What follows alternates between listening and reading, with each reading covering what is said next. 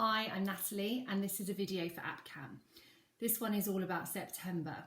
However you're feeling about September and the return to school, I've tried to put together my top 10 tips for managing as a family and managing as a parent whilst your child makes this transition back into school.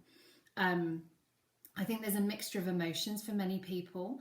But I do think that as positive as I feel about the return to school, I think it's also going to be quite a turbulent time for our young people. And I think the more prepared we are for that, the better we'll feel as a family. So I've attached loads of notes at the end and my top tips clarified. And I've also put at the end some links to some really great organisations and resources that are helpful for you as a family.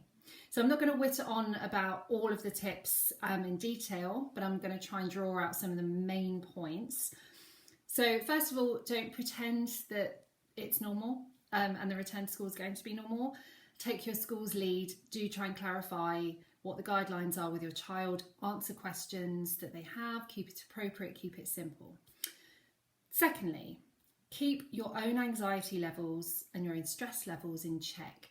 This is a really big one because I think a lot of parents were all feeling quite anxious about not just the return to school, but about the pandemic itself and a second lockdown or rise in infections, etc.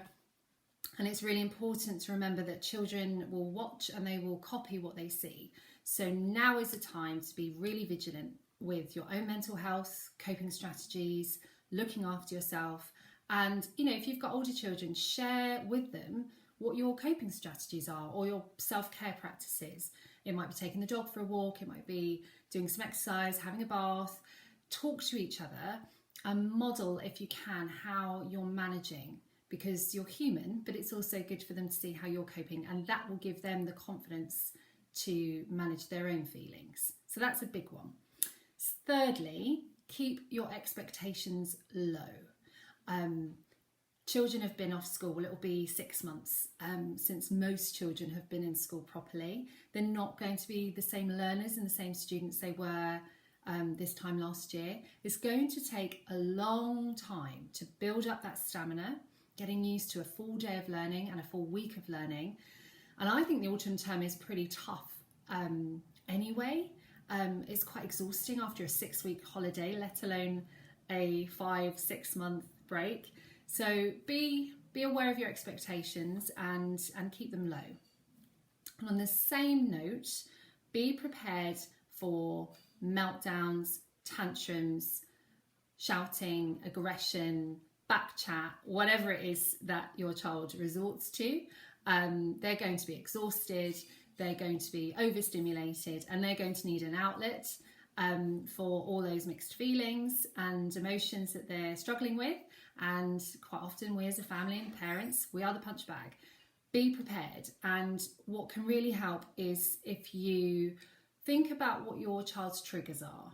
Is it getting dressed in the morning? Is it doing their homework? Try and pinpoint those moments before they come. It doesn't always happen, but if you can prepare yourself, it will help you to handle the situation more calmly and more confidently, which then just helps everyone in the family and helps to de-escalate the situation. So something to think about within your family is what might your triggers be and how can you prepare for them, and just be as patient as you can. I think certainly in our house, the first week might be great and it'll be exciting. And then the weeks following that, we might see a deterioration in behaviour and more outbursts, more emotion. So that's what we're trying to be prepared for. Number 5, validate their feelings. The behaviour doesn't have to be acceptable depending on what your rules and your boundaries are in your house, but do validate the feeling that's underneath and tell them that. Help them to understand and work their way through their feelings. Number 6 is keep a routine and boundaries. The way I try to see this is you as a parent are the anchor, and they are going to be riding this very stormy sea over the next number of weeks and months. And if you can keep your boundaries, keep your consistency in your home, keep your routines, that will help your child feel safe, which is really important. Number 7, communicate with your school and communicate with your class teacher this really varies depending on communication levels in schools.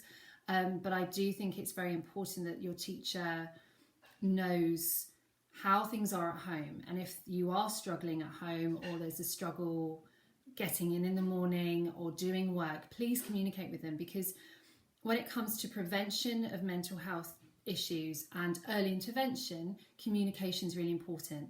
And teachers get a snapshot of the child and you might see a bigger picture, and together think of that sort of triangle of student, parent, teacher.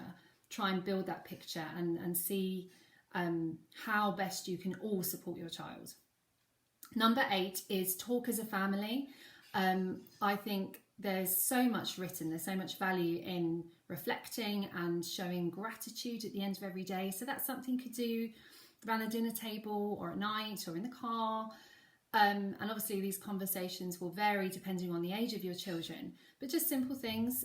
You can reflect on your day in work and what went well and what didn't go well, what you're grateful for. And these little practices are really nice and very positive for children to do, and very positive for their mental health in the future. Number 9, and I think this is the most important thing I'm going to say in this whole talk, is rest. Rest when you can. I think children are going to be so exhausted, and I think you as a parent are going to be exhausted, and it's very tempting to get back into those activities that they've missed and do all the things we haven't been able to do for so many months. But rest when you can. Recharge, get your energy back. Let your children sit and do nothing. They're going to be so overstimulated. It might not be doing nothing if that's not what you like to do. It might be going for a walk or playing a board game gently together, but do allow for rest. And lastly, number 10 is something that I think a lot of parents want to know is, how do I know when I should be worried? When does the behaviour become something to worry about? I think over the next few months we should be prepared for very turbulent behaviour, lots of ups and downs, lots of emotional outbursts. I think that's all entirely normal. But when does it become a concern? Well, a few things you need to think about. First of all is observe the frequency of that behaviour, the intensity, the duration of it, and is it affecting your child's and your family's ability to function? And if you have any of those concerns, speak to your GP straight away and speak to your class teacher as well. But it's a chance then to have those conversations. And Young Minds have a parent helpline as well, which is really, really helpful if you are worried. But I think I can't emphasize enough that the more we come together as a community, as families, as parents, this is going to be tricky. But I think it's also in the very best interests of children and young people that we get them back with their peers and each other, and back in school where they are going to be safe, hopefully. So please have a look at the notes. Please have a look at the organisations as well who have plenty of resources. And if you have any questions or comments, please get in touch. But I look forward to seeing you in the future. Thank you. Take care.